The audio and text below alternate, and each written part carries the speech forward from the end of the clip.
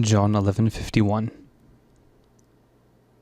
Hoc autem asemet ipso non dixit, sed cum esset pontifex annihilius, propedavit quia Iesus moriturus erat pro gente.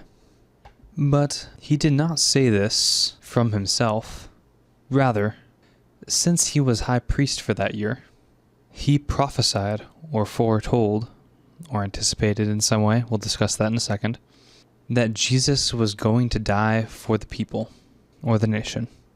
Our verb in the first clause, dixit, perfect tense, with the object of hoc. Then we have this prepositional phrase acting in this sentence adverbially. That is to say, he did not speak this from himself.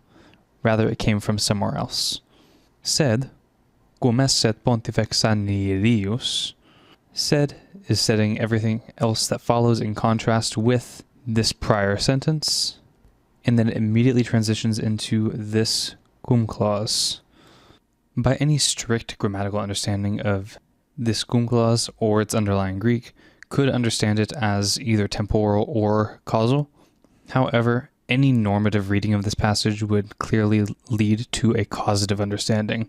Therefore, not when or while he was chief priest for that year, but rather since he was chief priest for that year. Note annihilius, genitives attached to pontifex. Then we have our finite verb, propedavit. He prophesied or said something in advance, anticipating the result. Now, it is moments like this where we can't get around the fact that all translation requires interpretation of the original in some way. There are other Latin translations that read divinavit or vaticinatus est, or similar verbs, trying to clarify which meaning of epropheteusen is being used here. Is it being used in the sense of prophecy given from God, or is it being used in the sense of saying something in advance of the thing itself? That is to say, to predict something.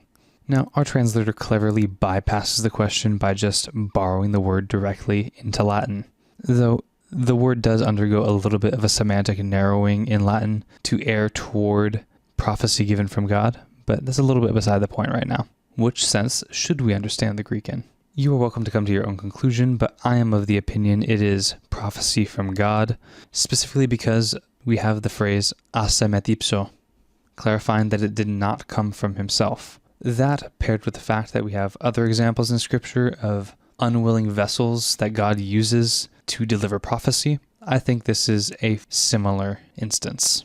We have another instance of quia in place of quod. Then we have Iesus moriturus erat pro gente. Moriturus is a future participle. Note the urus ending paired with the copula, and the use of a future participle, in my opinion, is a good way of communicating the imminence of emelen plus infinitive we have in the Greek. My only other note would be that erat probably should be esset. As this is indirect speech in a subordinate clause, it probably should be the subjunctive.